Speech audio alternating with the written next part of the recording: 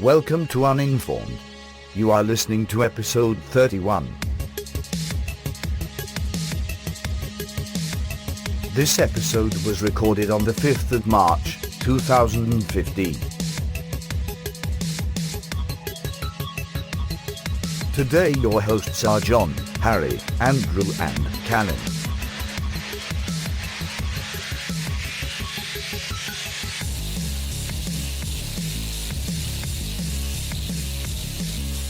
Ladies and gentlemen, welcome back after a long break. It's the Uninformed podcast. Joining me is Harrison Leake, Andrew Finn, Callan Hillsden. I'm your host, John Clark, and we're going to hop right into it. Callan, what's been happening while we've all been on holidays? Can somebody explain Source 2 to me? There's this recent announcement of Source 2, and I've been pretty busy over the holiday break and with coming back in January and February. Suddenly people are all talking about Source 2, yet nobody actually seems to be giving any information about what the heck it is. And I'm trying to figure out, is it just that I haven't been paying attention? Or is this something significant that I should be aware of? Is anybody able to shed any light here? No, it's literally that it was announced yesterday. That's why everyone's talking about it. Yeah, but also, Callan, I think we know you're not an informed individual. He's on message. It's good. Yeah, from what I've seen, Cal, it's free if you release your game on Steam. You can use Source 2 for free, no licensing fees or anything. And it seems that they're not going to all the trouble of making a brand new engine if they also aren't going to make a game to come along with it. So I think that this is preceding either a Portal 3, Team Fortress 3, Left 4 Dead 3, or... Don't fucking say May it. I say No. Half-Life 7. No, all I managed to really find on this was apparently some leaked PowerPoint from some point last year that basically, are they making this for PlayStation 3? No. I see nothing impressive in this PowerPoint. It looks like it was made for PlayStation 3. Yeah, I think. I'm not sure, but I mean, I'm not sure if they've said last year. Obviously, you can't really see much of how the engine's actually going to, act. It's pictures on a PowerPoint. Yeah. But in terms of if there's any graphical improvement, I don't think there is. Yeah, well, I mean, graphics aren't really a thing that the engine does do graphics, obviously, but it's very, very different. Wait. Game engines do graphics? Not really. That's what sometimes they do, sometimes they don't. Like Half-Life 2, obviously, looks the way it looks and has its physics engine, and that's all run on the Source engine. And then you got Titanfall, 10 years later, also run on the Source engine. Heavily modified Source engine. Yeah, so when it comes to things people can use Source 2 for, I don't think you should really look at like a leaked PowerPoint from last year that's probably outdated and say, Source 2 has shit graphics. What else can I look about it? What else can I look at? The announcement yesterday. They did a whole presentation on it.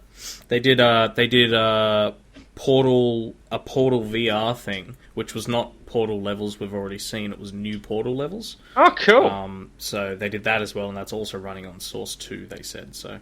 The PowerPoint was showing things from Left 4 Dead 2, and that game sort of faded out of relevance longer than a year ago. Left 4 Dead 2? You mean Left 4 Dead 3? No, Left 4 Dead 2. Apparently. What do you mean? Sorry, the renders that they were showing in the PowerPoint were Left 4 Dead, for apparently they L4D2. I'm assuming that's Left 4 Dead 2. Oh, okay. All right. Well, anyway, would you guys be interested in a box that, like another orange box that has Team Fortress 3, Left 4 Dead 3, Portal 3, and Half-Life 3 in it? You said it. And how many dollars would you pay for such a thing? Is all a number? All the dollars. To be honest, I honestly don't think I would. I really don't think I would. It's been so long that I have dropped completely out of Half-Life, and I just really don't give a shit anymore. Yeah, but what about Portal? I mean, Portal's the thing I'd be most excited for, to be honest. Yeah, but it's continuation of the massive story? What are you talking about? Portal 2 had a fantastic story. Portal Sort 1 of. wasn't is. exactly It's still huge. mostly a physics. It's a physics engine. It's playing around with the physics engine. Come on. Yeah, but the story's fantastic, and it's one of the best told stories in gaming. Period. I think Whoa. I love it. I mean, it doesn't have people saving princesses from castles, but It's well told, but the it's psychological shit that goes. I go with Finny. It's well told and it's clever, but it's not strong. No, In any it wasn't measure sold of on it. its story. It was sold on its gameplay. Like there's no real depth to it. Like it's well told, well written, but there's no depth. Yeah, okay, I suppose. Well, it's entirely perspective based, obviously. Yeah, but that's what I'm more excited for than a Left 4 Dead 3, a Team Fortress 3, or a Half-Life 3, to be honest. Unless the Half-Life 3 turns out to be some crazy awesome thing, but I don't. There's no way it'll ever live up. Yeah, to the joke. it's never going to live up to its expectations. This is going to be worse than Duke Nukem. No, Duke Nukem had 4 different developers, so that's probably pushing Yeah, it. Duke Nukem was a bad game already. This will probably come out and be a good game. Duke But Nukem that's was it. awesome, Duke where Nukem. like in the 90s. Yeah, In the 90s. originally when it came out. Yeah, the original ones. It's been a long time since the 90s, though, Cal. Yeah. No, it hasn't. Stop making me feel old. Mm. Well, speaking of old things, Finny, what's the British government doing? Nice segue. Really Sean. nice segue there. Fucking seamless. I learnt it when I went to San Francisco and rode on a Segway. They teach you it's part of the training. What to be fucking San Franciscan or San Francisco or whatever the fuck they call them? Man Franciscan, Translation hippie. pretty much. They teach you how to Segway. What's up, Finny? The roof. Get out. No. Like the internet, get out of that. No. Uninstall the internet. Take the AOL CD out of your CD tray. You can't use the internet anymore. No. Find it. Grab your network icon and put it in the recycle bin. Yeah, and then grab IE and put that in the recycle bin too, and then hit enter. So we're going to talk about Cockneys on the moon? Yes, well, first of all, before that, during the break, Harris and myself and Tucker went to Japan. Oh, don't worry, we're going to get onto that. Don't worry. I have it all lined up, Finny. All lined up. John went to California and is convinced himself that he loves America because it's full of fat people. Yeah, it's brilliant. I'm all about it. But don't worry, we'll get to what we do over the holidays. So the UK government has selected a number of places throughout the UK as potential sites for spaceports. Are these at Lagrangian points, are they? Why would Hang you on a put it sec. all the way up in the UK? Surely you want it on the equator, right? Yeah. Well, it's because the UK government itself is doing it. This isn't an international effort. It's the UK alone. They've picked... So the point is... So the points, there's like a couple in the UK and then... in England itself, and then one in Wales. Because what else are you going to use Wales for? That goes spaceport on the ground. Well, you're not going to look for a spaceport in Holy space that's crap. in England, Cal. How does that even fucking work? Well, I thought the British were developing a spaceport, as in a port in space. That's not what a spaceport is. That is actually sort of what a Port spaceport in is. space. An airport isn't a port in the air. A spaceship is a ship in space. A space station is a station in space. Surely a spaceport would be a port No, in a space. spaceport is where you Almost. land your ship. That's, Yeah, you can land it in that's space. called a It's runway. where spaceships dock. It's like an airport is, as John pointed out, isn't in the freaking air. This is the dumbest argument I think we've A ever port isn't in the Oh, ocean. I don't think so. Hey, I'm actually impressed that we've made it sound dumber than this whole spaceport thing, because if it's not on the equator, then that's like, what, double the fuel load they have to put in or something stupid? Well, the United Nations and the world at large has this slight problem when you go to another country and say, we're going to dump this here. Well, that's what international treaties and contracts are for. Where's the Yes, European unfortunately, Space the Agency international community does not care about spaceports. They have larger concerns to worry. God almighty. Where You does do the- realise there'd be money in story. it for them. Next story. Well, This is going where does nowhere. the ESA, Finney? Where does the ESA launch their stuff from? The European Space Agency, Somewhere in Europe. right? Wow. Is that in your scientific opinion? Yeah, I guess somewhere in Europe would be like the closest equator would be what in Spain, right? Yeah, down on the Mediterranean. Okay, But I don't so- know if that's why they do it. So is England part of the EU? I don't Yeah. think Yes. they are. Okay, so Yeah. why don't they just make a deal with Spain or some shit? Spain needs the money. Oh God, Well, does it? The point of the spaceport, this isn't to launch conventional rockets. It's not that sort of thing. This is planning for the future. Waiting for Harry to jump in with some... Oh, I'm waiting. I'm waiting for the perfect opportunity. It sounds like they are very like-minded individuals to myself. Yes, Is it a rail cannon? The internet needs more evidence that you are a blithering idiot. Oh yeah, Harry. Yes. Because when I think of you, the one thing I think of is future-looking. Wants to change. Always thinking about the next big thing. That's you to a T. Yeah, that is me to a T. And I think, isn't that what this entire podcast is about? Just showing that off? I thought Yeah. that's what it was about. /S. Well, it better Can't be wait. a bloody rail cannon. I can't wait to hear about your designs for an airport stuck in the air on stilts. I don't know what the fuck is wrong with. Plenty, obviously. Anyway, so the point is, it's designed for future rocket-powered civilian transport. So the ones which boost up to the edge of the atmosphere, then skim along the atmosphere, and then return to Earth that way, as opposed to launching rockets into space for resupply missions and deploying satellites. So it's basically they're attempting to invest in what they think will be a future industry because they want the UK to be ahead of the rest of the world when it eventually happens. The first prototypes of rocket-powered aircraft probably won't, or rocket-powered stratospheric aircraft probably won't come till 2018 though, so they are looking a long way ahead. They're just trying to get considerations for planning it out now. So they thought they'd jump in early with that, So they're building this for Richard Branson. pretty much. Well, Hopefully it won't crash on it. Well, England's always got a long history of looking ahead and then living on the glories of them llooking ahead. So I'm sure. Yeah, but England also has a rich history of building shit on other people's land. So why don't they do it again? That's true. Yeah, that'll go over well. So hey, India, you've got bits of you on the equator, right? And India's like, oh yes, sir. And England's like, well, you know what? You don't need that whole bottom part, right? You don't need Tamils or anything like that. Let's just build a massive spaceport there and it'll be fine. You've got lots of room. Why don't you just move the 1.3 billion whatever people, just move them slightly up so we can build a spaceport. And then Gandhi launches nuclear missiles at you because this is apparently civilization where you can just build spaceports all over the I just place. had a great vision in my mind of they set up the area where they're going to do that, and there's like millions of people out protesting saying that this is a horrible idea. And then Harry is at the front of it with his picket sign saying a spaceport should be in space. No, he's going on talk shows and he's like raving on the street corners and going, "You guys don't even understand. You're complaining about the wrong thing. It's not that they're building a spaceport here. It's that they're building a spaceport here on the ground." Yep. I was going to take it one bit further. Why don't they just build it in Kashmir? We'll get that thing all over done with. Oh, yeah.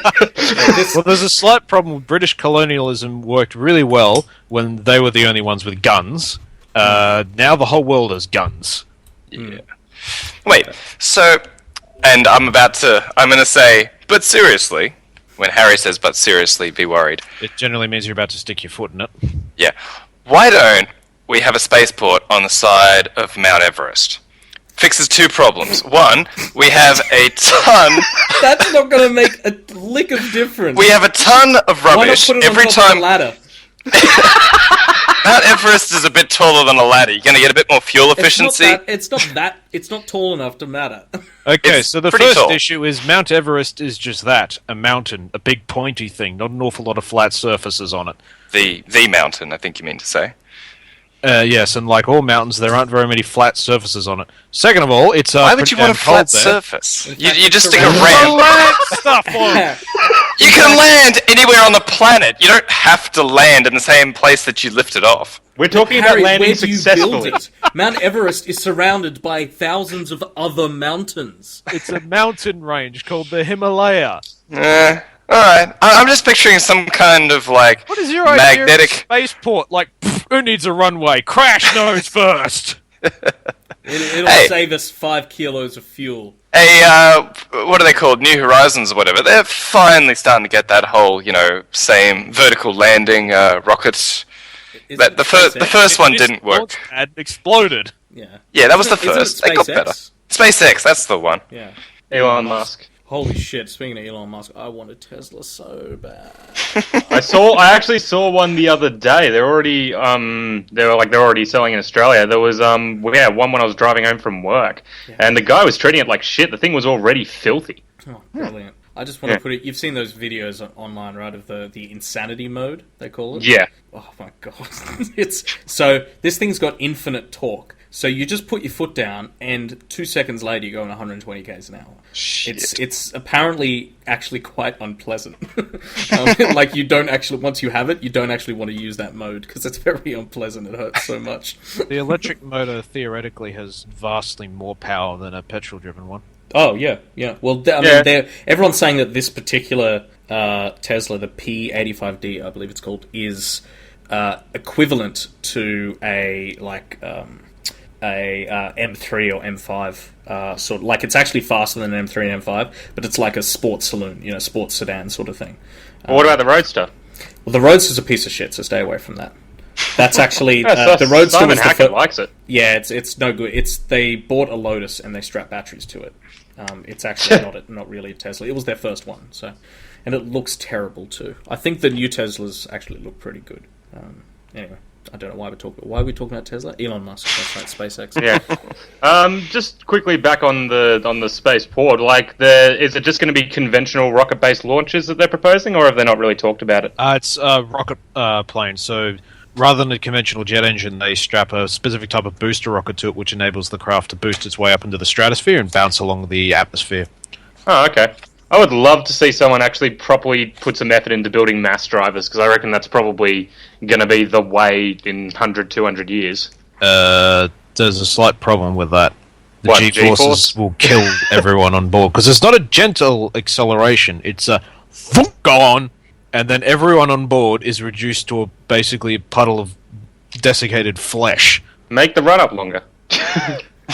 Make it Yes, a really, hey, really Finny. long run-up. Hell Finny, of a barrel! Finny, just put it on the side of Mount Everest. That's really nice. See, I told you, genius. I know I am. Then you can make it go like a brick shithouse. Yeah, Yeah. The tables have turned out of hell.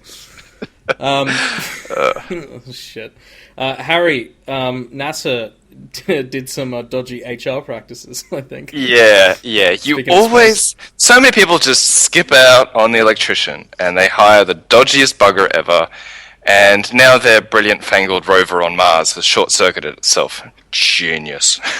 Oh no! So what do they do? So specifically, it was the drill bit or something within that apparatus set. Mm-hmm. That being said, that you have so much electronics on this rover that it can tell if it's having a short circuit or not sounds a bit redundant. Like, it's probably just a sensor that's going a bit haywire. I don't think it's actually short circuiting itself.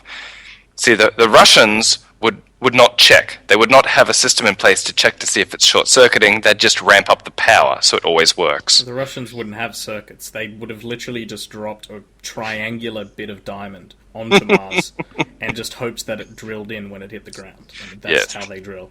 That's actually pretty good. That's genius. Yeah, because that'll totally work. Probes they sent to Venus were encased in diamond. Yeah. The windows were made of diamond, one of the two. That was a somewhat successful space program, so, That's also because sulfur is fucked. Yeah. And Venus got a lot of it. You heard it here first, ladies and gentlemen. Sulfur is fucked. Callan Hillston, 2015. I've been to an active volcano where there was sulfur everywhere, I can tell you, it sucks. Doesn't it smell really bad? Oh, yeah. Oh, You boy, smell that's sulfur dioxide, which is rotten egg gas. Oh, brilliant. Is it Is a it very opposite? dangerous gas? If you breathe enough of it in, yes. We were walking around with carbon-filtered gas masks. Ah. Yeah, there was a mill near where I used to work where they worked with sulfur, and holy shit, did that place smell. Relevant! Relevant, so relevant. Shall we briefly talk about what we did in our respective yes. holiday breaks? Yes, but let me just quickly tell you about WoW, real quick, while talking Oh, about here, boy. it doesn't even matter. And then Oh, we can boy. talk about what we did at the holidays.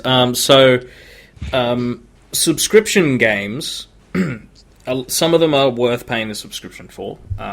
EVE Online, they're very dedicated players generally, and so they are happy to pay the subscription. But things like EVE have had the pretty much gold for game time thing for a while, where if you play a lot enough and you earn enough in-game money, you can buy that month's subscription.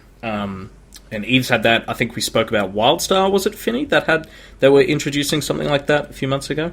Something like that. Yeah, I think so. And anyway, we were wondering, what's the elephant in the room? Is WoW ever going to do this, where you can just play the game for free as long as you have enough gold to pay for your subscription? And they've just introduced this with gold tokens. So you can buy a token, and then that's your month's subscription. And all you have to do is have gold to pay for it. Now, a big barrier to entry to subscription MMOs is obviously the subscription. We even got Harry about to try out, we haven't yet tried it out, but he's downloaded, an EA game, Star Wars The Old Republic, because it is free to play. We got Finny and Harry and stuff to try WoW because they didn't have to pay anything for the first 20 levels. So, does a system like this... Is this aimed at people who already play a lot, and it's to entice them to continue playing more so that they can not have to pay every month for the subscription? Or is this the sort of thing that's meant to entice people like you, who say you might be interested in playing WoW, but you balk at a $14 subscription every month? Definitely the former. Because they probably want a lot of people who have got themselves used to that grind. Normally people hit a bit of a wall where they finally think, okay, I could save this money per month, I think I'll unsubscribe. And lots of people could do that, but then think to themselves, but if I play it and get a token, I can still play the game, and if I want to in the next month, I can keep playing. So they'll switch over to that mentality and then find themselves enjoying that they're playing it for free. That keeps the average population of the servers much higher. On older games, so that new people can come in and the place isn't completely deserted. Right. Yeah. I don't see how it would entice new people in. Yeah, that's true. I guess it depends on how much gold it would cost, right? How much grinding you'd have to do. Yeah. Yeah. Just playing the game normally, you end up with millions and millions of gold, and there's no real money sink until you get to super high-end rating. So I reckon, we don't know what the prices will be, but I reckon I could pay for like a year's subscription with the amount of gold I have saved up over the past 10 years of different characters and shit.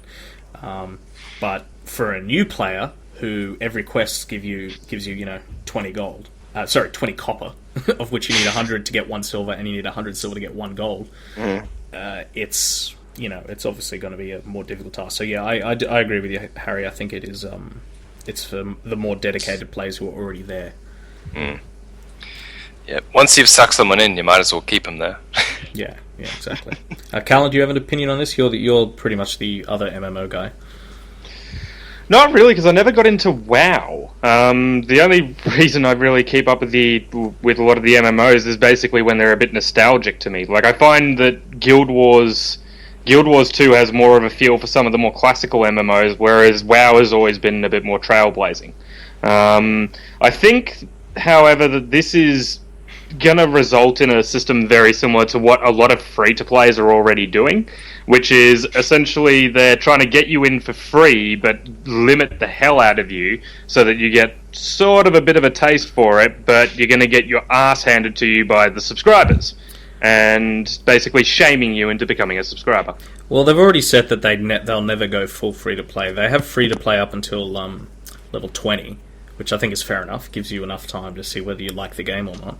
But it's nothing at all like Star Wars, where they make you pay for action bars. So I don't think it's that bad.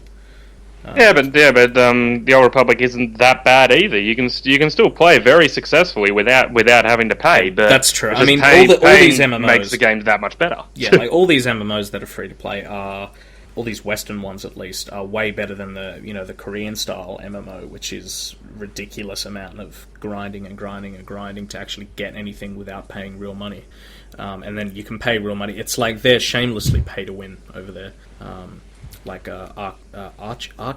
we decide? Archage or Arcage? What did we decide? I think we couldn't decide. I think it's Arcage, but I'm not sure. But Arcage, what's the other one? Ragnarok. Ragnarok, Harry, the one you loved with the character creator, Black Desert Online, I think the one that's coming out. What is Waifu Creator? Waifu Creator 2015, yeah. Harry's new time sync. Yeah, that's going to be like a terrible MMO for us, but I guess they keep making them over there, so they must love them. I'm not sure. Anyway, now we get to the main portion of the podcast where Harry and Finny get to talk about how much they've forsaken their humanity. But John, can I interrupt you for 1 second? Yeah. This is the point where Harry talks about it, because I won't get the chance. Alright, well then I'm going to instigate a rule, Harry. You're not allowed to talk till Finny's finished. Finny, you go first. What did you do over the holidays? Okay, so Harry, Tucker, and myself went to Japan for 2 weeks in the beginning of February for about 9 days of just general travel around Japan, sightseeing and the like, and I think it was like 6 or 7 days in Hakuba skiing, because it's the most amazing snow over there. I'm going to let Harry rant on about every other part, so I'll focus on the skiing. Yeah, start with the most non-tech specific. Yeah. To be clear, it's both your first times in Japan, but not Tucker's, right? Tucker's second time and Harry's first. Okay, alright. So, Finny, how was the skiing? Incredible. The ski fields in New Zealand, just the runs in general, I'd say are probably better. But the snow in Japan was so amazingly good, it made up for literally every possible shortcoming. There were no lines. The longest we waited was about 10 minutes. The daily ski pass was $50 or $40, depending upon the ski field. Did I mention there were no lines? That was a big thing for me. Because I'm so used to in Australia or New Zealand waiting sometimes for like 30 minutes to get on a ski lift. And not just that, but in Australia, they paint the grass white and tell you it's snow. Yeah, pretty much. There was no shortage of snow whatsoever there. It was... Okay, so powder in the southern hemisphere, when you run it, it's kind of sticky. So when you run into big clumps of it, it knocks you flat, or you barge through it but lose balance. When you hit the powder, like the lumps of powder in Japan, it's so dry, light and fluffy that it just explodes. Like, very easily, you could spend half a day skiing and never see your skis because they're just about a foot under the snow, and it just barely impedes you. It was quite an experience because I'd never seen, like, a couple of times I'd skied in what I'd call good powder in the southern hemisphere, and it was nothing compared to Japan. The snow up there is incredible. Now, Callan, as a non-skier, is this enticing you to check out skiing? I was about to mention the large amounts of white powder I created over the time. It did sort of explode everywhere as well. In case my mother is listening, he actually makes cocaine on the weekends. Really? I thought you were talking about dandruff. The market's that's what I been meant. gone since Robert Downey Jr. tried to become clean. Dandruff. Oh dear. Yeah, so you had a good time, Finny, in the snow. Incredible time. Briefly on the other parts of the trip, because Harry's going to go ballistic. It was incredible. The food is amazing, I'll say that. The people there are incredibly nice, and it was coming from from Australia to... it was the most unique place I've ever been. Admittedly, I'm not that well travelled, so going somewhere that's entirely different to where I'm from was incredible, and just in general, it was a great trip, and I will definitely go back. Now, ladies and gentlemen... It is on the must-do list. Ladies and gentlemen, dear listeners, and other members of the podcast... If you're wondering why the affiliated. If you're wondering why the With the barometric man. pressure in the entire world has changed so suddenly, it's because Harry has the largest raging boner that it is actually consuming a large amount of time and space. Yeah, just to be clear, so you all know, Harry is a brony. He likes anime. He watches and loves VNs. He buys physical media. Discs of anime. Stop it! I'm gonna blush. He is the worst person in the world on say about any Japan. Just topic, take- about yeah. anything. He's just a bad person, and he got to go to the mecca of bad people. Oh, yes. All right. Don't say it, Garrett! Say it. Dear listeners, dear No, I'll listeners. bleep it. Don't say it, Cal. Yeah, with this man who was about to talk. Of course, of course. But actually, I suppose you're all wondering why we're talking about Japan on a tech show, other than the fact that it was awesome and we want to talk about it, so screw you guys. But anyone who has been to Japan will understand what their technology is like. Anyone who hasn't won't actually realize that it's completely different to the Western world's view on technology. They have a love for all technology developed in any day and age. Nothing ever becomes obsolete or runs out. You can go to a megastore and buy the latest graphics card, or you can go to the next shelf and buy floppy disks. Or you can go to the next Public shelf. Service announcement: don't buy the latest graphics card. Nvidia's been sued over it. Yeah, I heard about well, that. don't buy the 970. The 980 is fine. And if you like, you can buy the Titan X. Yeah. Wasn't that just because of false advertising rather than they're glitchy? I don't know what the story is. They weren't glitchy. It is false advertising. They say it's a 4 gigabyte card, but it actually only uses 3.5. Oh, bastards. Fair enough. 32-bit. Nice. Well, if you want to get technical on it, it's because they've blocked off a section of the memory to be used for something else that the memory card does. No, it's just that's the It's exact telling you. that's the exact amount your operating system will drop if you put 4 gigs in a 32-bit system. Yes, but that's not why it's having that problem. No, I just find it very, very telling that it's the problem's the same. Alright, so Harry, you can buy video that's cards and you can buy coils. Yes, and so we were basically the entire time taking photos of all the Windows XP tablets that you can buy. You can buy a tablet, which its hardware was just developed this year, but they've put Windows XP on it because they love Windows XP over there. I swear this place is designed to piss you off, John. I know, and the it's whole so time they're good. just sending pictures to me of things I hate. Yes, and then I got to the glorious district known as Akihabara, which is the anime and tech central of the world. And that is not an understatement. Like, has anyone ever told you that Japan is a bit weird? Have you ever heard that anywhere? No, never. No, never? It's No. 80% of their GDP. Yeah, holy shit. That place is weird. And John dared me to buy something that would just embarrass the hell out of me at customs, that potentially I wouldn't even be able to get through customs back into Australia. And so I had to buy one of the many, many, many dolls that they sell there. Some girl lifting her skirt. It's horrible, and it's something that you just could not ever have in a house with your family being invited And over. the word choice there is quite deliberate, that he didn't say woman, he said girl. Yes. Yes. There girl. is a factory worker out there that spent a long, hard time making that tiny camel toe. It is a very well-made doll. Its existence is abhorrent. so well made that Harry gave it to me, and whoops, I accidentally left it at his house. Yes. We will get it to you. We will get it to you, John. Wait, John, have you seen it yet? Yes. When was that? His reaction was so glorious. You He was son of a dropping by. bitch, Harry. I told you that I had to be there for it. He just rocked up on my doorstep. What do you want me to do? Put out a restraining I was order? driving by anyway, and I wanted to see it. So. Yeah. Hello, But yes. AFP Couriers. Yeah. Come Anyway, up so with a complimentary party van. exactly. So I didn't make a thing of giving it to him, which is why why he somehow quote unquote forgot about it when he left. But the worst part is that Australian customs don't give a shit because we went via Cairns, and Cairns is the most I can't be fucked place in the world. They're just The thing they're concerned with is if you bring in too much fun. Or civilization. yeah. Far out. They did not give a shit at that airport. There wasn't any air conditioning. The line for customs went all the way back to the aeroplane. It was a joke of a place.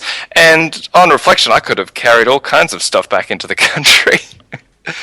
Because boy, they will sell you anything in Japan. That's the sort of thing you want to say on a podcast that goes. Oh yes, I'm not responsible for you getting arrested. But they said I could do it on a podcast. Oh, shit. So, yeah, no, Japan was freaking amazing. And if you have any interest in games, tech, or even if you don't like anime, if you just like games and tech, that alone would probably be enough to see you through that. And you'd tell yourself that was a worthwhile trip. Because it's just a view upon computers and all things related that you don't see anywhere else in the world. You can't find that in America. Certainly not in Australia. And also there is a wide variety of other things in Japan which you can see that are actually interesting and have absolutely zero relation to technology. Yeah. We saw all that as well. Yeah, While I a was few temples and things, right? We went through a lot of temples while I was going through withdrawal over the fact that I wasn't back in Akihabara. Did you go to any of the other major centers like Shinjuku, Ginza, any of the other big Tokyo centers? Yep. Yep. Shinjuku. The Shinjuku crossing was quite an amazing thing. The scramble crossing? You line up on one side, then everyone else lines up on the other side. And it's like, is this it? Are we going to war? Yeah. Is this it? Is that Okay, the one here from we all go. the And then, movies? sorry? Is that the one from all the movies? Yeah. It's several thousand people cross over, and if this happened in Sydney, it wouldn't go anywhere because everyone would walk straight ahead, straight into literally every other person that was there. Well, It'd it be happens. It happens at the corner of George Street and whatever that other one is, the one next to QVB. But it's only about like 40 people each time. So. Yeah, no, this is like several thousand. The big question is, can we go there dressed as characters from Braveheart? Yes, I was going to say that. That's what I felt like. A scene from that, like, this is it. Can We're going somebody to war. please translate for freedom into Japanese? I was about to say, and we'd have to call him Blaveheart.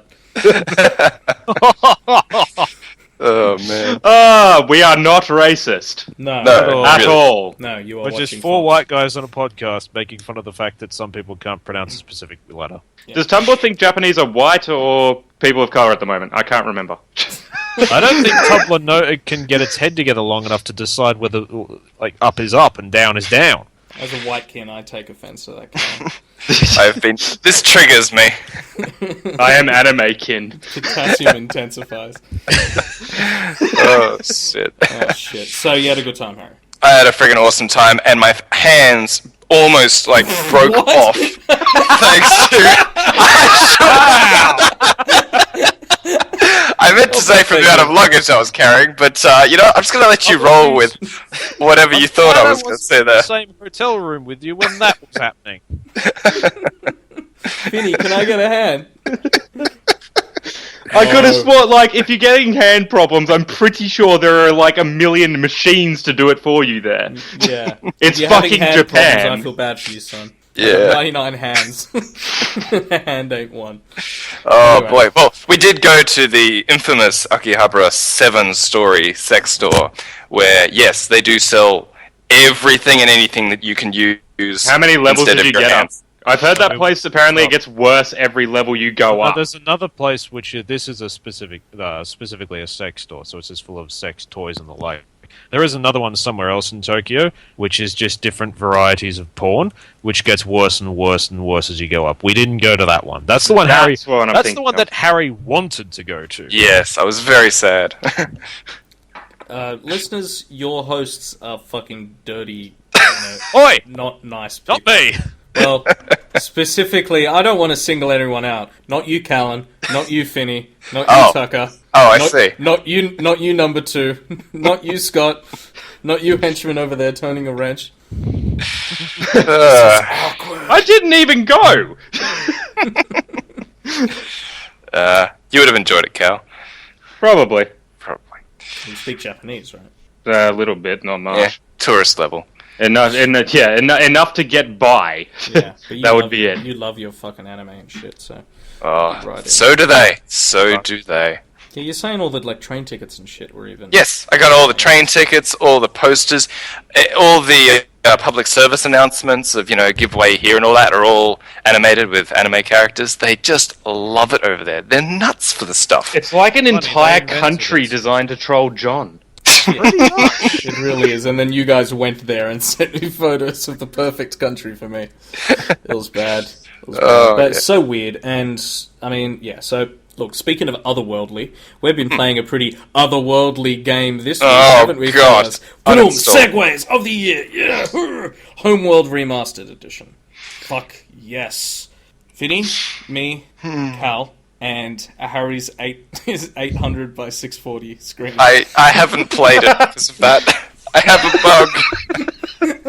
I'm so sad. And he hasn't been able to play it. Just for background, so Homeworld 1 and Homeworld 2 were Legendary! seminal RTS games that are they're mainly praised for their sound, their story, just the feeling it gives you playing the game, more than any specific mechanics or anything, even though they are good. And the hardest thing these days to go back and play it was obviously, one, you can't buy it anywhere, and then if you go to play it, especially Homeworld 1 has lots and lots of problems running. So a remaster of this needed to, one, probably be done by all the people who made the original games and the guys who have been modding them for years, and two, be done and pretty much not really change much and just make you have the experience you remember having. Just like with the Master Chief Collection we were talking about months ago, Finny, where you remember in HD and then you actually go back and play it and it makes you want to vomit. This is how I remember Homeworld 1 and 2 looking. And that's the perfect example, I think, of a good remaster. Would you agree? Yeah. Very good. Yes.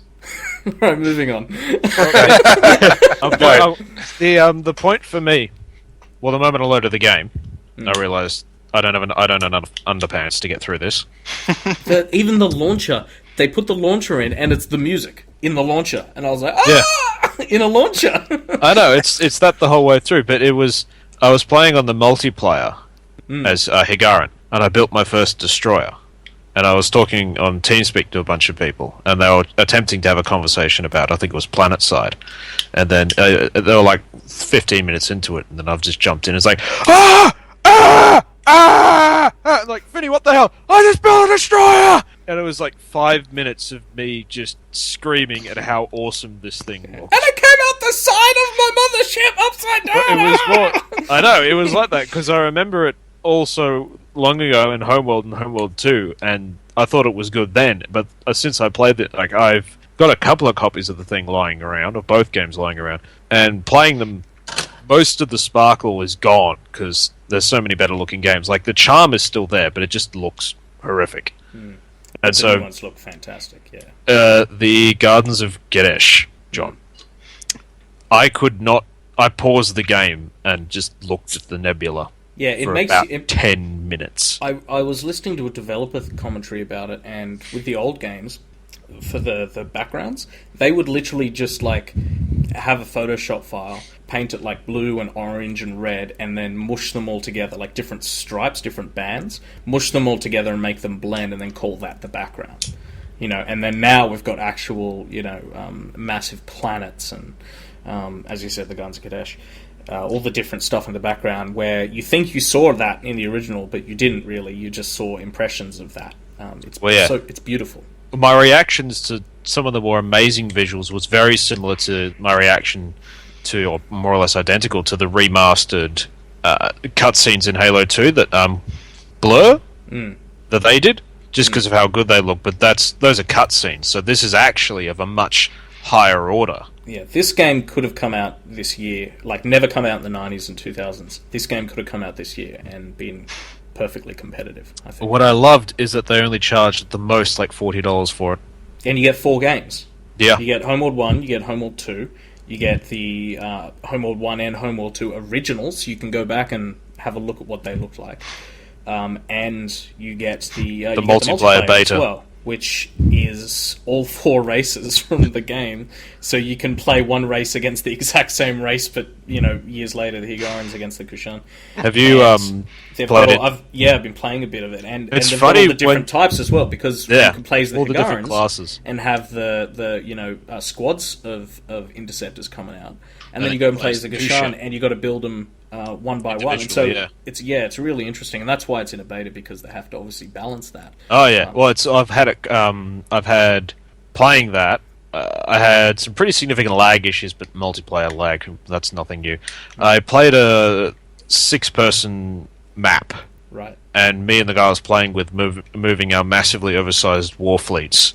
And I think we may have, at one point, there was just too much awesome on the screen, and the world could no longer handle that concentration of awesome, and the game promptly crashed to desktop, which was annoying because a god almighty battle was about to begin. But it was actually quite funny. When you sign into the multiplayer beta, you have to set up, what is it, a shift account with Gearbox? Shift account, yeah. So it's, it's the account you needed to do Borderlands 2 as well. And it links to your Steam account, so you don't have to worry about it after that.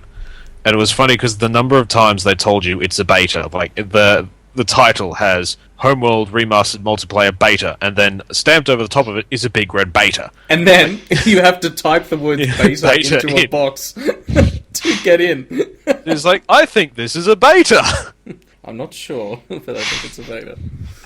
But even with those problems, like the crash to desktop, sitting going, well, we were doing something very stupid right then. Yeah. One thing I will say that's broken right now as well is the formation stuff. You can set a group of ships into a formation, but then as soon as they start attacking other ships, they just fucking go everywhere and they don't stay in formation. So that's annoying. But The AI pathing was never that good. yeah, so It uses formations. The funny thing with Homeworld is they were never that good games, but everything else about Get the fuck out. No, like the mechanics weren't very good. I always loved It's- it. Yeah, I no, always but- loved it. But everything else about the game made it into the great game it is. You know what I mean? Like the music, the story, everything is just so beautiful. How they don't have like excitable battle chatter. You know, like little things. Like instead of like, oh shit, I'm going down, it's like shields down. You know, we're losing power here. Like, If you turn the battle chatter up to maximum, there is a lot more chatter, but you're right, there's never a sense of urgency in what they're saying. It's a very sedate. It's a very slow game. It's a very sedate Well, I think game. they almost probably like did they're that professional. intentionally, Yeah, no, I know. I like because it would be very it'd be very sort of what's the word? It'd be a very jarring contrast if you had this very sort of slow, sedate game, and then a fight starts and they all start screaming at each other. Yeah, exactly. The tone they're going for really jived with me, and obviously with a lot of people. That's why they made the remaster. So Quick comment, John. What you were chatting about formations? What possible formation would you possibly use for an army of salvage corvettes? X. I thought that's what Homeworld was. It's just salvage corvette simulator. that's true. Sphere. Which Corvette's the game? All just sphere. You just make him into a sphere, and then the enemy comes to you, and you just salvage, and they. I just finished, like, when I finished mission 4, I had 3 destroyers and a carrier, yet I didn't have the technology to make an iron cannon frigate yet. Like, I had all, and that also brings me to another funny point. Did you know that the Titan carrier can't actually fit into the Kushar mothership, and it actually just sort of fades into the hull of it? I hope we wouldn't notice 15 years ago, 16 years ago. But the only problem is that the game Salvage programming the won't allow. then. Well, pardon? In the original game, you couldn't salvage the Garrier. You couldn't salvage because you couldn't salvage the Raiders one, but you could salvage a Taidan one. So that random Taidan one that says you must destroy this, I'm like, lol, nope. Mine. It's like when they And- bring out the ion cannon array frigates, you're just like, mine. And But the only problem is you do realise that 2 interceptors are stronger than that. I actually had to look at their stats. Their stats You are retire that them. iron cannon is shit. retire them for the credits. But Public Or resource units. Republic credits. public Actaris. I had the worst game break in the original Homeworld, where I tried to salvage a heavy cruiser, and it kind of got stuck or something. It just started floating outside of the mothership. The mothership, its huge door would not open, and because of that, I couldn't build anything larger than a frigate for the rest of the entire game. Doesn't matter if I warped into a new location, the enemy Titan heavy cruiser would warp in as well, still under enemy control, but just spinning there, not doing anything. And the only way I could beat the game was by salvaging so many iron cannon frigates that they disappeared into the distance when looking at it from the point of view of the mothership. The Russian. Yeah, it's that one mission where they have the fuck, what's it called? That array. Sphere. Which, Yeah, which is surrounded by iron cannon frigates. That was Oh, the greatest source of money ever. Oh yeah. Yep. And then, Harry, how the fuck do you manage to fuck up every video game you play? I manage. It is my goal in life. Hell, I remember introducing you to your first VN, and you somehow managed to fuck that up. It's a click and read, and you still managed to fuck it up. How did I fuck it up? You asked me questions about how you play it. What do I do with this decision? Just fucking pick one. Well, remember the initial name for this section of the podcast in the first couple of episodes was Harry. What game have you been playing wrong this week? Yeah. Oh, do you want to know what game? Can we just please bring that back as whatever Harry's story is just how Harry has done games wrong, how Harry has read wrong, how Harry has existed wrong. Yes. Well, do you want to know which game I've been playing wrong this week? Yes, Harry, what have you been playing wrong? On Steam. It's called How Do You Do It? John has some very, very charged opinions on this game. The way you found out about this game, and the way I found out about it, was a 4chan thread about how terrible Steam is, and all the examples of the bad games on Steam, and I saw that, and I was like, Harry's going to love this, and send it to you, thinking you'd laugh, and immediately you are playing it now. Yeah, I did. So what is it? Okay, it's a 30-second video game, where you're a little girl, the mum drives off to pick up some bread or groceries or whatever, and this little girl is kind of curious as to how sex is done. And so basically she just has a Barbie doll and a Ken doll, and she's just kind of bashing them together. You just use the keys on the keyboard to kind of rotate the dolls and bash them together. And the kids, thinking like, no, that's definitely not how it's done. And when the mum comes back, it gives you a counter of how many times you've bashed the dolls together, and it says you might have done sex X number of times. And it's stupid and utterly pointless, but for some reason it's so relaxing that I play it before I play whatever I open Steam to actually play. The game is free, and considering that little girl does sort of blush at the act that she's bashing dolls together, many people have said that this is child porn. I'm not going to disagree. Especially considering what country it just comes from. Yeah, I know. Breaking news, Harrison admits that he has child porn. Well, hold on. That would mean that Steam has child porn. Yeah. It does. This has been known for years. Yikes. So, have you seen some of the screenshots before they get taken down? No, I haven't. So, what have you really been playing wrong this week, Harry? Well, since I couldn't play Homeworld due to a mouse glitch on my computer, which I haven't checked if they've patched yet, and boy do I want them to patch it, I've actually been playing another remake of another classic game that was my childhood, which is Oddworld, New and Tasty. And it's a remake of the original game, just Oddworld Abe's Odyssey, which first came out on the PlayStation and then shortly came out to Windows 95. And it was one of the first games I ever got, and I loved it. I loved that game. It was the best game. It was such a good game. One of the best stories, great atmosphere, good characters. Brilliant dialogue. Hello. Best. Hello. Hello me. Hello. Okay. Yeah. This was early days of, of games in general. So the fact that you could talk to people was in itself a mechanic that they had on the box. That you could say hello to someone and someone would say hello back was so cool back then. They stuck that shit on the box and people bought it for that reason alone.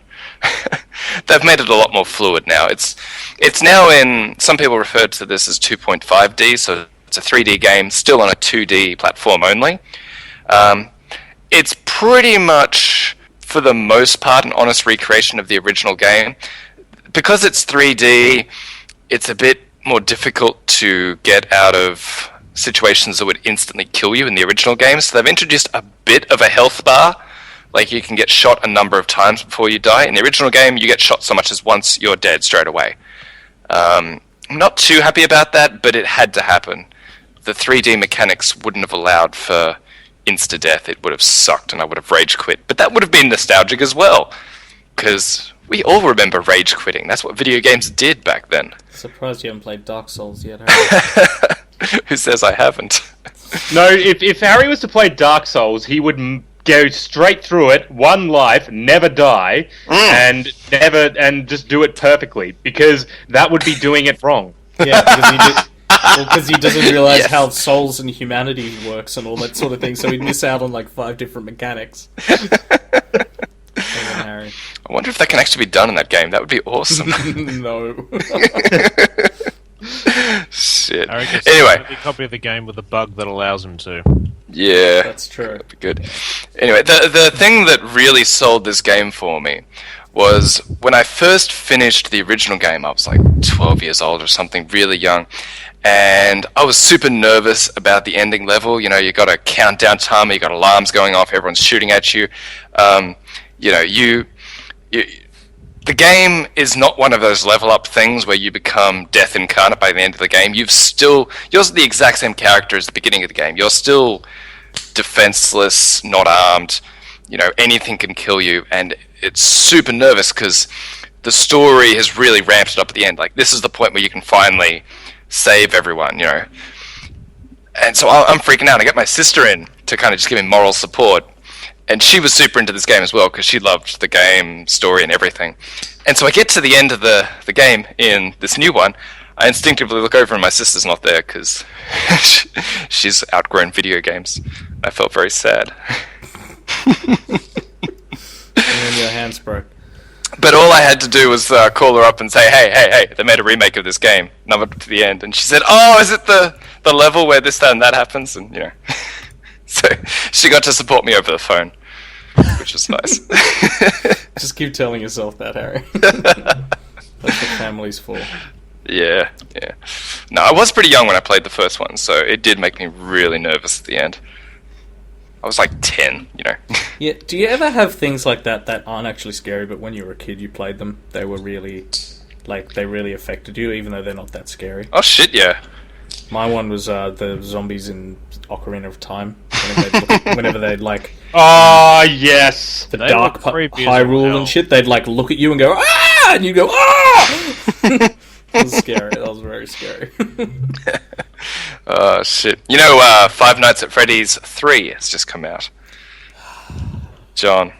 Wait, was there a 2? I can't play There it was a because 2. I Yeah, didn't play 2. There was... This is not a game known for its story. You can just jump into number 3. You guys are going to have to get me amazingly drunk to do this.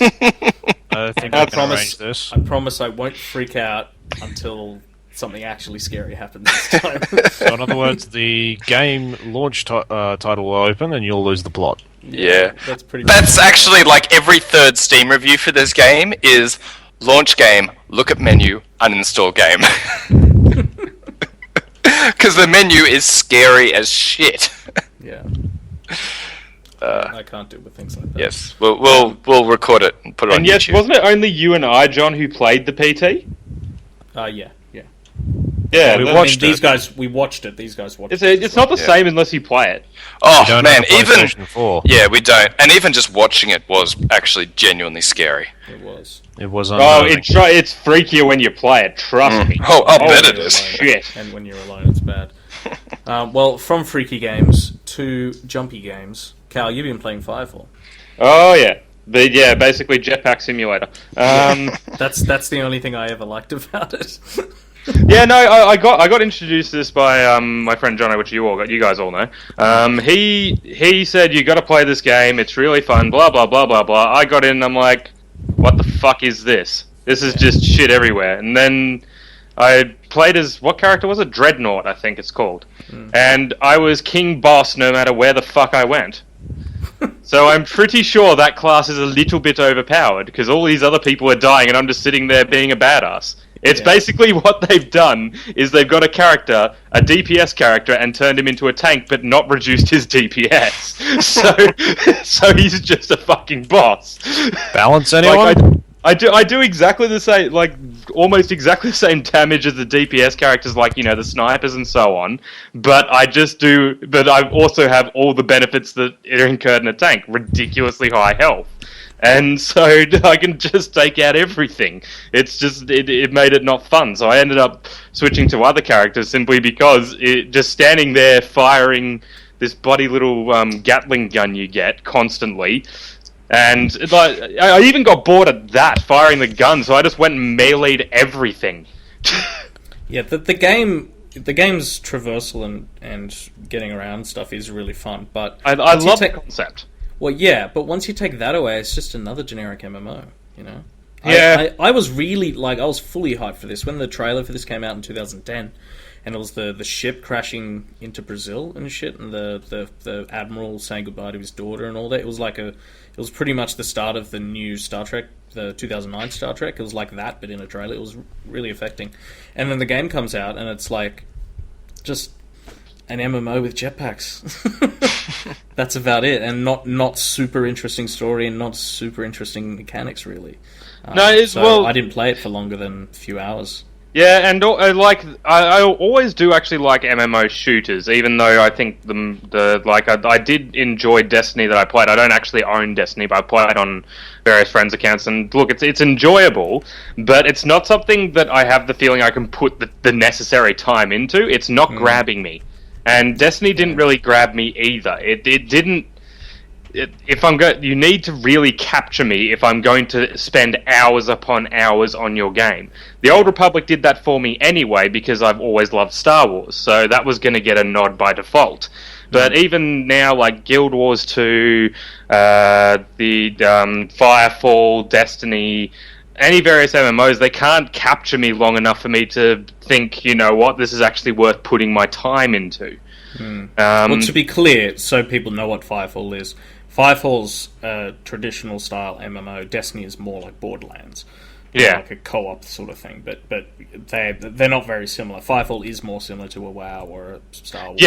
But they're sort of like they have shooting mechanics rather than tab bar. That's mainly what I was talking about. Sort of like the interface is fairly similar, but the actual way you play the game is similar, but the actual world is completely different.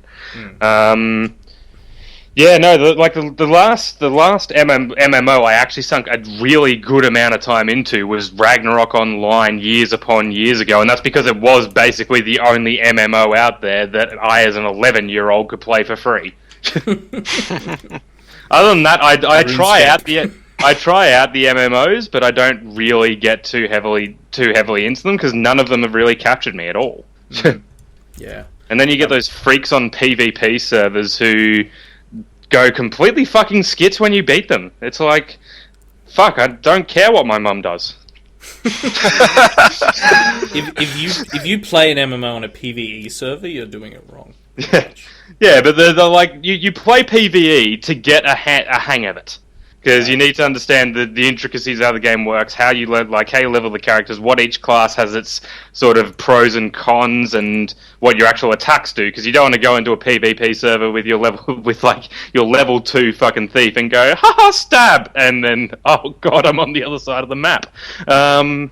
You play a bit of PvE. Like I don't mind the Star Wars role-playing servers, because they actually seem to have put some effort into each character's story, which is unusual for an MMO. Dude, people love role-playing, even on PvP server. I play on a PvP server in the Old Republic, and they love role-playing. Like, if you join a guild, my Imperial agent just keeps getting shit from all the Sith in the guild, because the Sith see even normal Imperials as lower class, and so they're like, shut up, Imperial, and I'm like, yes, my lord, like I'm pretending to be like a sort of the vizier. Have you joined a BDSM guild? Yeah, I think so.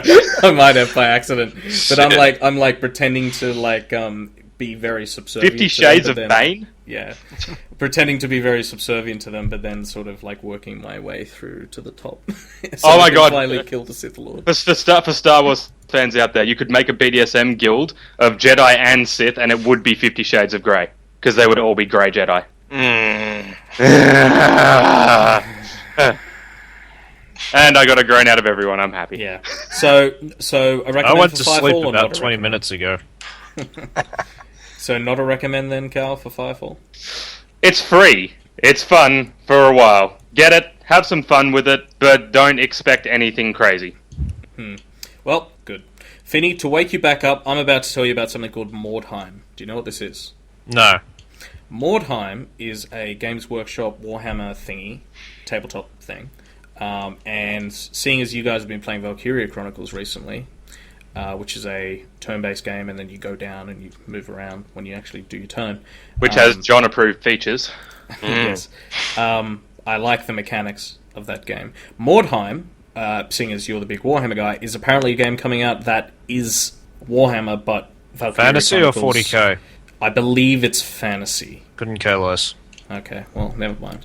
But it's got those mechanics, the Valkyria Chronicles mechanics, so... Wait, there were two? Huh?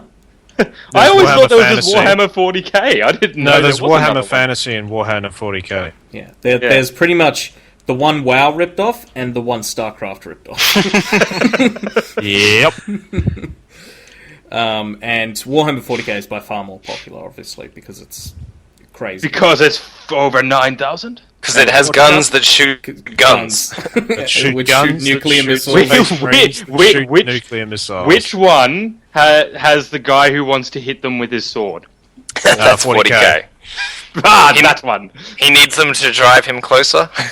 Yeah. Yes, that's the one. Alright, well, speaking of games that you'll never play then, The Order 1886. LOL. It doesn't seem to have gotten great reviews. This game, I don't mean to say I told you so, but I fucking told everyone this game would suck, and everyone's like, no, you just hate Sony. This game sucks. It's like 3.5 hours long. It's not getting great reviews. Anyway, Tucker's not here, though, to make fun of him for that, so I can't even talk about it. Oh. Moving on, Finney, you watched it. Harry, did you watch the trailer for Wolfenstein? No, not yet. Okay, so... You told me to, so I forgot. Yeah, so Wolfenstein: The Old Blood literally just announced minutes ago, before we started this podcast. They're going to show a full thing at PAX East, which is happening this weekend, 6th and 7th of March. And it is a standalone prequel in the vein of old Wolfenstein, which is literally more stealthy stuff, but still crazy stuff. And it's pretty much you're sneaking into Castle Wolfenstein. And as the trailer says, what's your plan? I'm going to kill all the Nazis. Yep. That's his plan. So, according to the trailer, that's pretty much exactly what you do. And so it seems like, they haven't announced any details yet, but it seems like it's going to be probably a shorter experience, and I'd say they probably charge less. But, who You'd knows? think they'd charge less for a Hardline being effectively a mod. Yeah, but I can see at least their argument for Hardline being a full-price game because of the multiplayer. This is just a single-player thing, so... Yeah, it depends upon the price, because it came out last year, didn't it? The New Order? Last year. Well, it was Total Biscuit's Game of the Year last year. Yeah, so that's not a very long development time, so I don't think this will be terrible. If it's like... It sounds like it's a Blood Dragon type of deal. Which Like is where fine, somebody provided the goes- price is like Blood Dragon. Yeah, where somebody goes, hey, wouldn't it be cool if we did a game like the first Wolfenstein? And they're like, yeah. And they're like, well, we've got all these assets and everything, let's make a game. Okay. And a year Oh my later it god, comes out. spacebar to shoot. Yeah. And a year later it comes out and it's $40 or something, so... yeah, so I'd play it. You'd play it provided it was a reasonable price and... Yeah, if it's a reasonable price, I get it. The first one was fun. Oh, sorry, Yeah. not the first one. That was years ago. The Decade ago. last year's one. Yeah, New Order. That was fun. Yeah, no, I'd probably get it. Just Wolfenstein, don't become Assassin's Creed. Yeah, I don't think it Uh, will. well, I think frames per second. Assassin's Creed is now dead. It's gonna become shit. I can almost guarantee it. Yeah, well, It's they due took to away a the pirate ships. terminal lack of pirate ships, and apparently Yeah. 4 frames per second isn't a great way to play a game. Oh, don't mock my 4 frames per second. That was the best game I'd ever played. Do you know how it did? It's harder playing it on easy than it is for a person with 40 frames per second playing on the whatever ultimate difficulty you can, because it's hard to sneak up on someone when you're randomly jumping across the map because it can't get your actions in queue properly because of 4 frames per second. Callum, I think you need to hand in your PC Master Race card, Callum, because you just said 40 frames a second as if that's the ideal. No, that's a bearable. I don't know. I would have gone with something higher, but I went with bearable. Anyway. And lastly, last thing to talk about is some news that happened last week. Leonard Nimoy's passed away. Now, I was never a big Star Trek fan, it seems to me that the character he played, as in, the outsider who was smart and all that sort of thing, was specifically designed to appeal to the sorts of people who like Star Trek. Use the Force, people. Doctor. Yeah. You And guys. therefore, me being the super cool guy I am, I was never into Star Trek. But Harry, you're a loner, so you loved it. Well, actually, I worked my way backwards. I got really into Voyager, and then I got into Next Generation, then I got into the original, then I somehow... You Star can't Trek- even TV show right. I can't even TV show right. You know what the worst thing was? During the peak of my loving Star Trek, my head was so far into the sand that I didn't realize they were making a new series called Star Trek Enterprise. It started and then got cancelled, all whilst I just did not even know of its existence. When did that? And then I heard about it, and I heard that it had been cancelled, and so I Was this saw a what new show episodes there recently, were. or- Was this a new show recently, or are you talking like 15 Like, years ago? recent as in after 2004 or whatever. I'm surprised you don't watch TV shows on Rewind now. Why are all these people in Games of Thrones miraculously getting knives of life? I'm surprised Harry doesn't watch everything on Betamax, because VHS is too popular. Yeah. I know why you weren't a Leonard Nimoy fan, because he was the man who they used when Laserdiscs were invented. So, when they first invented Laserdiscs, that shit was Star Trek, right? Sure. So they That wanted... was totally a format that went well. What are you talking about? It paved the way for all CDs and then DVDs and then Blu-ray discs. Anyway. So they wanted, to make it very Star Trek in the ads. So they got Leonard Nimoy to post in all the posters and the advertisements and all that, because Star Trek had come to life. You can now fit insane amounts of data onto your computer. So I know how you feel about physical media, John. Yeah, because, personal computers were a thing in 1988. Yeah, they sure were. Anyway, I for one am very sad for his passing. Not that he had a bad run, but simply that he as a person and himself as Spock were two separately both very timeless characters that really inspired an entire generation. I dare say that Star Trek is the reason that NASA never went bust and always had enough public support to continue getting government funding. Because it happened every now and then that NASA was pretty close to just getting their entire budget pulled. Well, it's happened now. Yeah, it certainly has. I wonder why, because there's no more Star Trek. That's it. That's definitely the reason. Anyway. Something correlation. Is it definitely? Totally causation right now. Yeah. So very sad. We feel for his family, but obviously, 83. It's a good innings. Had a good run. Something sport, if any. something dark side. something complete. Anyway, is there anything else from you guys this week? Hey, There's John, a did Steam you... curator called Waifu Hunter. Nice. Great. Yes, he's just located it, and I had to mute for a while because that's just fucking hilarious. Especially since he has 3 top discussions on the curation page. First one is anime boobs. Second one is Neko girls. Third one is anime ass. And 4 is how do I into kawaii. This is just fucking brilliant. Harry's laughing politely because he's hoping you guys don't realize you just found his actual Steam profile. Shit. But speaking of, John, did you ever play that VN that I bought you? No, but... It's all of 8 minutes long. Okay, I'll I've play still it got a ready for list next of them which I purchased so that I could get a certain pillowcase to be delivered to a certain someone. Oh no, you didn't. You didn't. Shit. week. Clear plastic casing.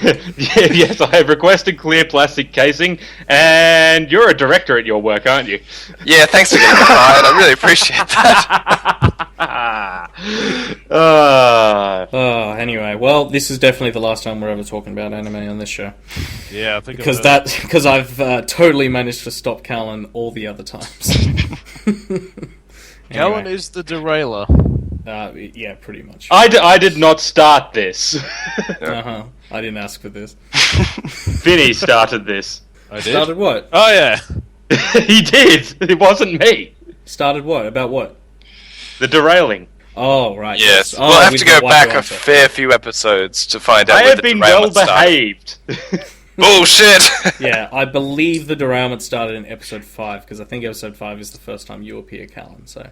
Yes, I derailed the first one, and apparently you won't shut up about it. It was so long ago! So, ladies and gentlemen, you all have 4 delicious episodes without Cal, and then 25, 26 episodes with him. It's unfortunate for you, but, well, we don't have to listen to this, you do. I'd like to thank you all for joining us for Uninformed. Please subscribe to us on iTunes, watch us on YouTube, tweet us at Uninformed News, or email us at uninformedpodcast@gmail.com. Before I go on, I'd just like to thank you all once again for staying with us over the holidays. When this episode goes up, you'll also get the Star Wars episode and our Christmas picks for last year's episode, because I didn't do them because I was on holiday, and lol, I forgot. But they're all done now, and so all 3 episodes will go up at once. So you'll listen to this once you've already listened to those. Anyway, I'm John Clark. I'm Harrison Lake. I'm Andrew Finn. And I'm Callan Ellston. And you've become Uninformed.